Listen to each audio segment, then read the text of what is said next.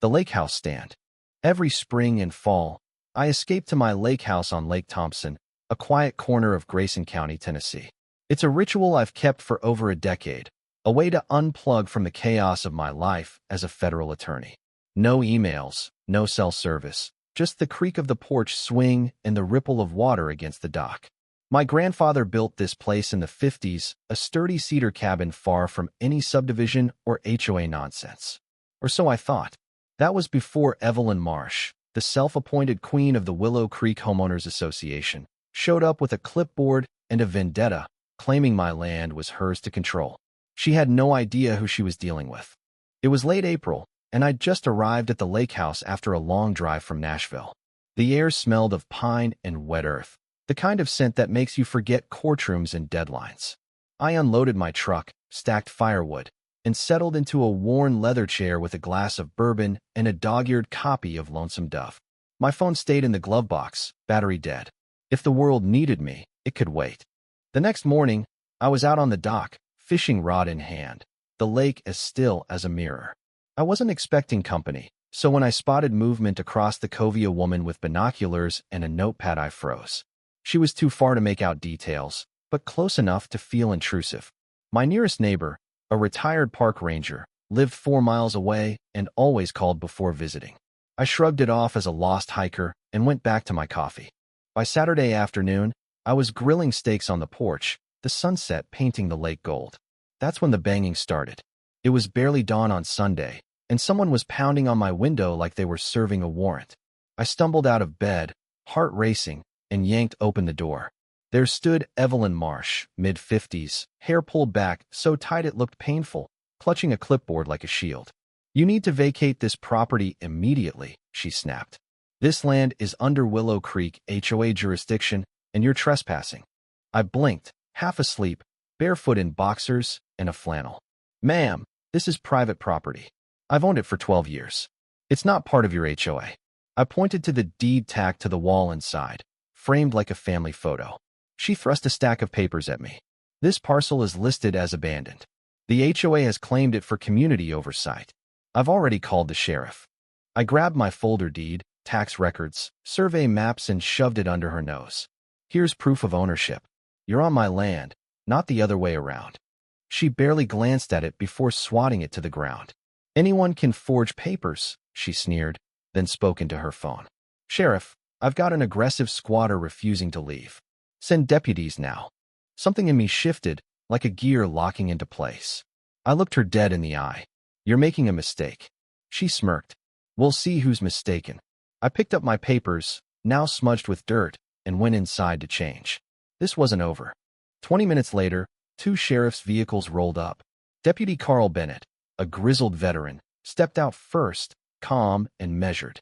Behind him was Deputy Ryan Tate, young, cocky, hand hovering near his holster. Evelyn was already waving her arms, pointing at me like I was a fugitive. "He's squatting on HOA land, forging documents, and threatening me," she cried. I handed Bennett my folder. "Name's David Callahan. This is my property, inherited from my grandfather. Check the county records." Bennett studied the documents, cross-referencing them with his phone's GIS app. Evelyn kept interrupting. "Those are fake. He's dangerous." Bennett raised a hand. "Ma'am, let me work." Tate, though, wasn't so patient. "Sir, to avoid trouble, I suggest you leave until we verify this." I stared at him. "You're asking me to abandon my land based on her word and no evidence." He shifted uncomfortably. Evelyn jumped in. "He's violating HOA Ordinance 19C. I demand his removal." Bennett sighed. "Ma'am, you can't enforce ordinances on land outside your HOA." Tate still pressed. "Just comply for now. We'll sort it out." I could have fought harder, but I knew the game. Arguments don't win battles, evidence does. "Fine," I said. "I'll go." But I'm not done. As I packed my truck, Evelyn stood by the trees, gloating. "Hope you enjoyed your little getaway," she called. I didn't respond. I was headed to the sheriff's office. The Grayson County Sheriff's Office was a low brick building off Highway 41. Inside, it smelled of stale coffee and ink. I slid my ID to the clerk. "David Callahan. I need to speak to the supervisor for Deputies Bennett and Tate. It's about a false 911 call and a property dispute on Lake Thompson." The clerk's eyes widened when she saw my DOJ consultant badge. "One moment, sir." Sheriff's Lieutenant Maria Holt met me in her office, a cluttered space with files stacked high. "Heard you had a run-in this morning," she said. I laid out everything. Evelyn's accusations, her fake documents, the 911 call claiming I was armed. I showed her my deed and maps proving my land was a mile outside Willow Creek's boundaries. Holt's brow furrowed. "You're the DOJ guy who testified in that Alabama zoning case, aren't you?" I nodded. "That's me." She leaned back. "Tate's cousin is on the Willow Creek HOA board. It might explain his attitude. I'll pull his body cam footage. As for the 911 call, if she lied, that's a crime." I pushed further. "I want her served for trespassing and false reporting. This wasn't a mistake, it was deliberate." Holt agreed to open a case and took my statement. Back in Nashville, I didn't sleep. I drafted an affidavit, scanned my documents, and called an old colleague, Sarah Linden, a federal prosecutor in Knoxville. "David, you're saying this HOA president faked a boundary map to steal your land?" she asked. "Exactly. And she's got a deputy in her pocket." Sarah promised to dig quietly. By Monday, she called back. They revised their HOA charter last year, adding a clause about neglected neighboring parcels. "Your land was slipped into their GIS overlay 2 months ago by a contractor tied to Evelyn. It's fraud." I wasn't just fighting for my lake house anymore. This was about stopping a system that let people like Evelyn rewrite reality.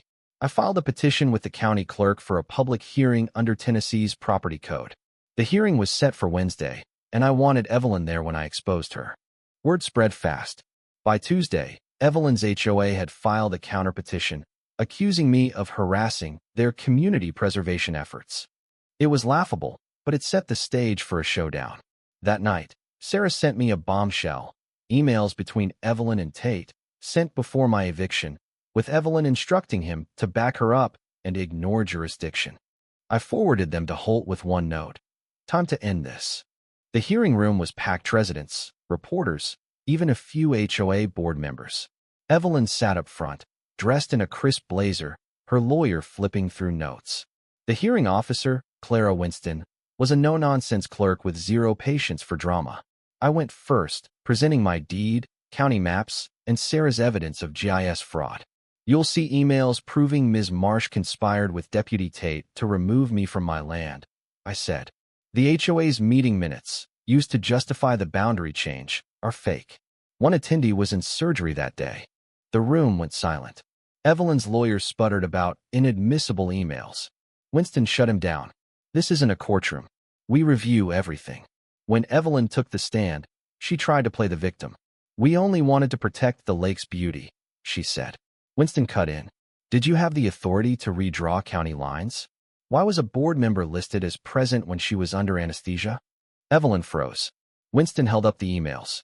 "And why did you tell a deputy to ignore your HOA's limits?" Evelyn sat down, speechless. Winston ruled swiftly. "My land was outside Willow Creek's jurisdiction, the GIS change was void, and the evidence was sent to the county DA for criminal review." The crowd buzzed. Evelyn stared ahead, motionless. I caught her eye as I left. She looked away. 2 days later, I filed a civil suit with my attorney, Laura Kent, a former U.S. attorney. We sued Evelyn and the HOA for defamation, property interference, emotional distress, and punitive damages. The trial was a spectacle. Holt testified about the 911 call. Sarah detailed the GIS fraud. A former HOA treasurer admitted Evelyn acted alone, bypassing the board. Body cam footage showed Evelyn saying, "If we're unified, the optics favor us." The jury took 3 hours. Verdict: liable on all counts. Damages: $250,000, including $80,000 punitive. Evelyn's face was stone. Criminally, Evelyn faced worse. She was indicted on 5 felonies: falsifying records, fraud, conspiracy, false reporting, and misuse of authority. She got 7 years, no parole. Tate was fired, barred from law enforcement, and faced his charges. Willow Creek HOA collapsed under a state probe. For board members quit, their finances were frozen, and the neighborhood reverted to county governance. A month later, I stood on my dock, watching workers install a steel fence around my property. Motion lights and cameras went up, along with a sign, "Private property. Trespassers prosecuted." Consult your attorney. It wasn't subtle, and neither was the message. The Tennessee bar asked me to join a task force on HOA reform. My case had sparked a movement. Neighbors started fighting back, filing complaints against overreaching HOAs. One woman wrote me, "You gave us courage to stand up." The lake was calm that morning, reflecting the sky like glass. I sat with my coffee, boots off, the world quiet again. Evelyn was gone, her empire dust. My lake house stood as it always had, simple, mine, and now untouchable. No one would cross that line again. What do you think? Have you ever faced an injustice like this, where someone tried to bully their way into controlling your life? Share your thoughts in the comments, especially about power abuse and standing up for what's right. Let's hear your take.